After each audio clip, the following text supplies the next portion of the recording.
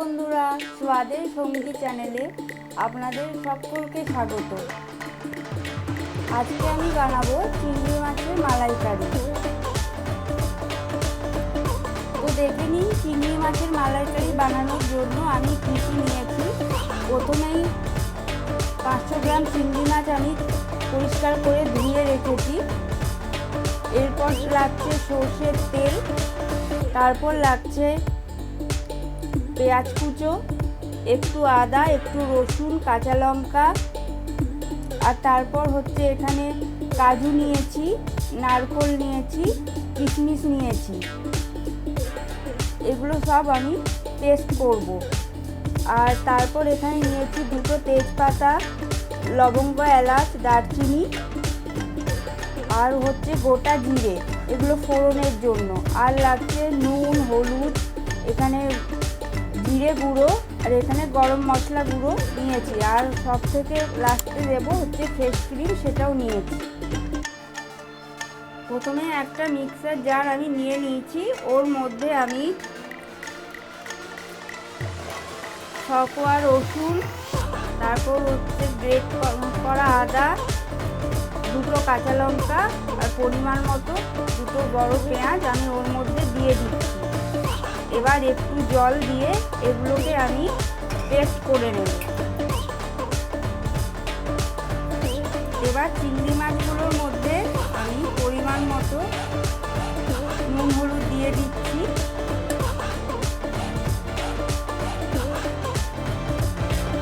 এবার ভালো করে মাখিয়ে নেব নুন হলুদটা।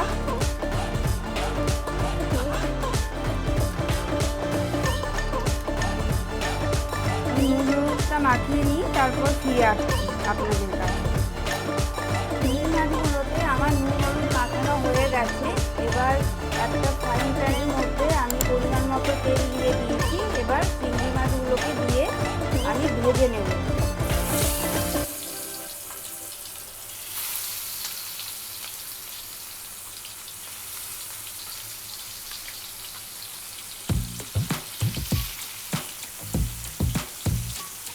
দেখুন আমার মাছগুলো ভাজা হয়ে গেছে 2 পিঠ। এবার আমি মাছগুলোকে একটা থালার মধ্যে তুলে রাখবো, আর বাকি মাছগুলো ভেজে নেব।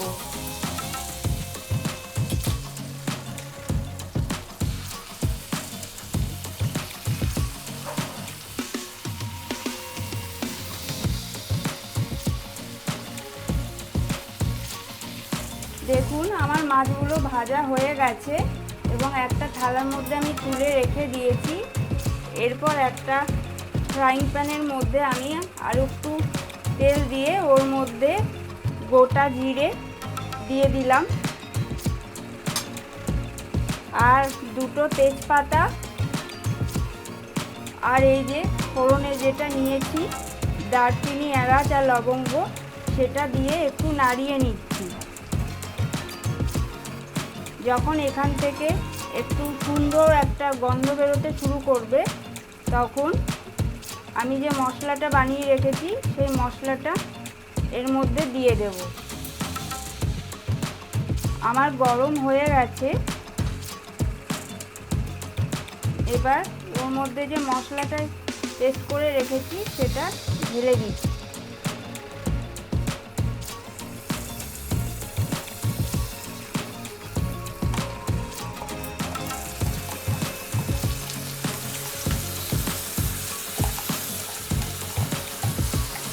দেখুন আমি মশলাটা তেলের মধ্যে দিয়ে দিয়েছি।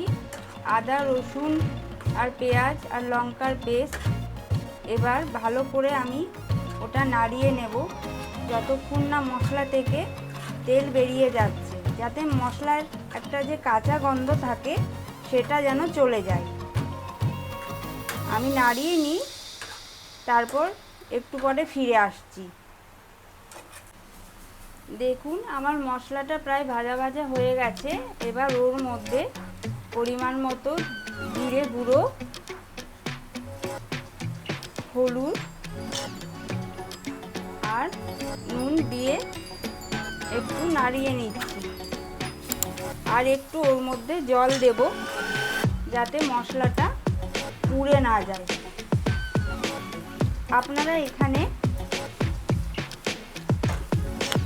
কাশ্মীরি লঙ্কা গুঁড়ো দিতে পারেন, কিন্তু আমি দিলাম না, ওটা শুধু কালারটা আসার জন্য দেওয়া, আর কিছু না।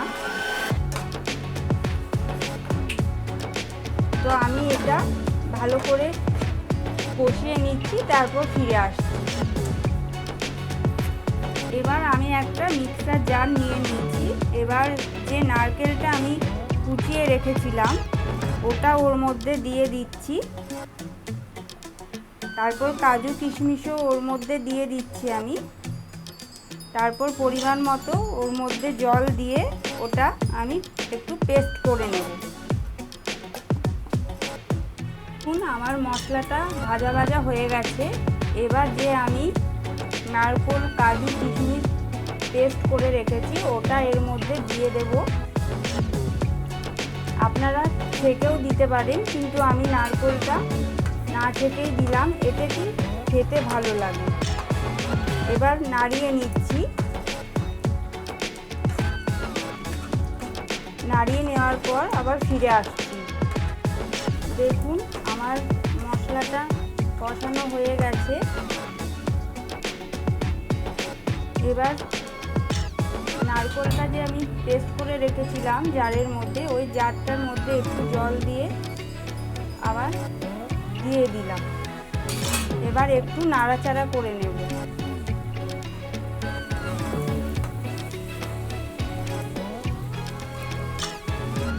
দেখুন আমার মশলাটা ভাজা ভাজা হয়ে গেছে এবং মশলা থেকে একটা সুন্দর গন্ধ বেরোচ্ছে। এবার ওর মধ্যে পরিমাণ মতো জল দিয়ে দেব। জল ফুটে উঠলে ওর মধ্যে চিংড়ি মাছগুলো দেব। আমি কিছুক্ষণ ঢাকা দিয়ে দেব। এবার আমি ঢাকনা খুলে দেখব আমার ঝোল ফুটেছে কিনা।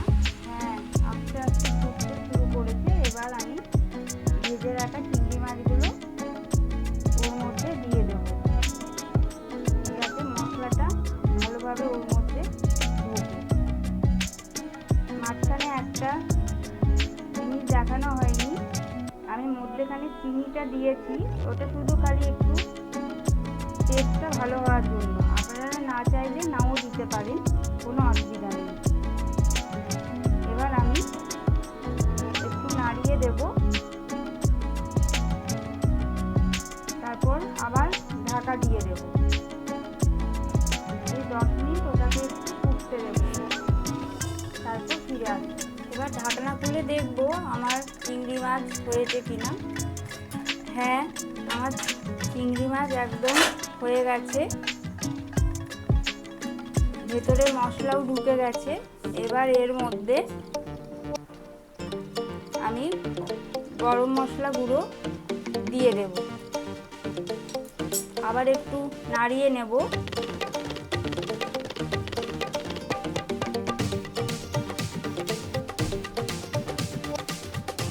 আবার একটু ঢাকা দিয়ে দেব 5 মিনিট।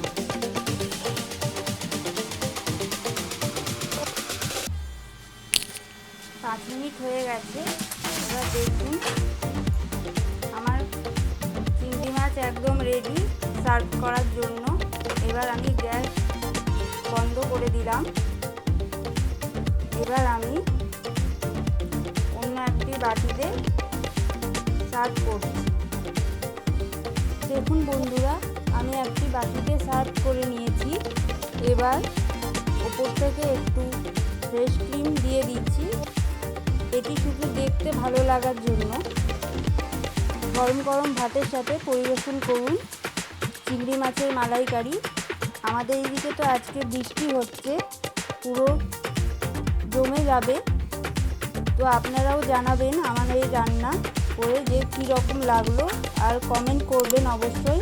লাইক করতে ভুলবেন না, শেয়ার করবেন, আর আমার চ্যানেলকে সাবস্ক্রাইব করবেন। ধন্যবাদ।